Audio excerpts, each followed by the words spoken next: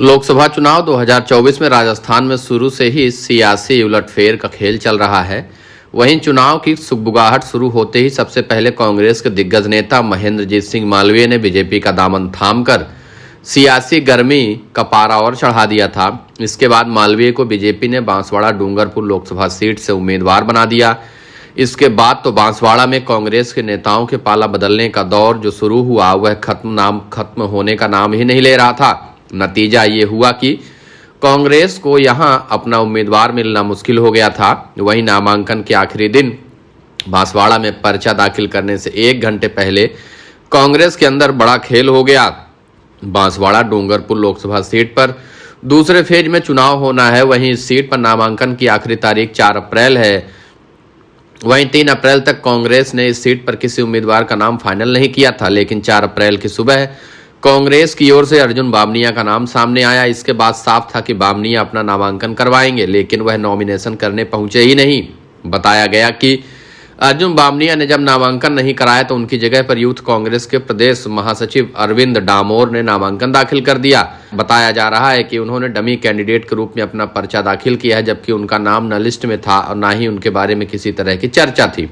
कांग्रेस नेता अर्जुन सिंह बामनिया ने अरविंद डामोर के नामांकन पर कहा कि मैं 60 साल का हो गया हूं, इसलिए युवा को मौका दिया गया है। उन्होंने कहा कि अरविंद डामोर काफी समय से लगे थे, वह लोकसभा चुनाव लड़ेंगे। हालांकि अर्जुन बामनिया ने जिस तरह से कहा उससे साफ था कि पार्टी के अंदर सब कुछ ठीक नहीं है। अर्जुन सिंह बामनिया के नामांकन नहीं होने को लेकर ऐसा भी कहा जा रहा है कि उनके नामांकन की प्रक्रिया में किसी तरह की दिक्कत आई थी, इस वजह से उन्होंने नामांकन नहीं कराया। वहीं दूसरी ओर यह भी कहा जा रहा है कि कांग्रेस आलाकमान की ओर से बांसवाड़ा डूंगरपुर सीट के लिए किसी का नाम ही नहीं दिया गया। हालांकि यह भी एक अलग खेल का पात्र है, जहां कहा जा रहा है कि कांग्रेस बाप से बिना गठबंधन किए उनके खिलाफ उम्मीदवार उतारना नहीं चाहती, क्योंकि बांसवाड़ा में पार्टी के गठबंधन का विरोध जताया जा रहा है।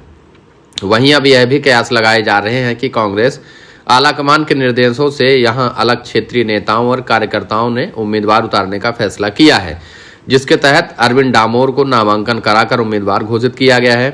हालांकि यह भी कहा गया कि इस पर कांग्रेस आलाकमान से कोई निर्देश आ भी सकता है, क्योंकि 8 अप्रैल तक नामांकन वापस लेने की आखिरी तारीख है। दूसरी ओर भारतीय आदिवासी पार्टी ने कांग्रेस से समर्थन की मांग की थी। बाप के उम्मीदवार राजकुमार रोत ने सोशल मीडिया पर पोस्ट कर कहा कि बांसवाड़ा सीट पर भारत आदिवासी पार्टी को समर्थन करते हुए इंडिया गठबंधन में कांग्रेस सीट को छोड़ती है तो हम यहाँ के समस्त रहवासी कांग्रेस आलाकमान के आभारी रहेंगे, भाजपा को धूल चटाएंगे। बहरहाल बांसवाड़ा डूंगरपुर लोकसभा सीट को लेकर कांग्रेस के अंदर क्या खेल चल रहा है, इस बात को कोई समझा तो कोई नहीं समझ पाया, लेकिन राजकुमार रोत ने खुलकर कांग्रेस से समर्थन मांगा है।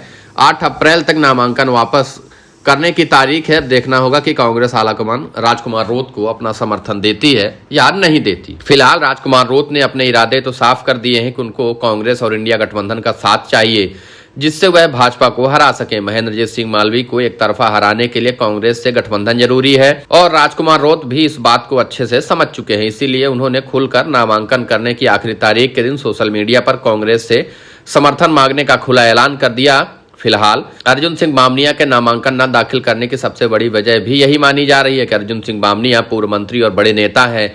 आदिवासी क्षेत्र में उनकी भी पकड़ है। अगर वह नामांकन दाखिल करते तो फिर वापस करना मुश्किल हो जाता है। इसलिए अरविंद डामोर को उम्मीदवार डमी कैंडिडेट के रूप में बना दिया है और 8 अप्रैल के पहले नामांकन वापस लेने की सुगबुगाहट भी चल रही है। अगर ऐसा होता है तो फिर राजकुमार रोत को एक तरफा जीत भी मिल सकती है, ऐसा दावा किया जा रहा है।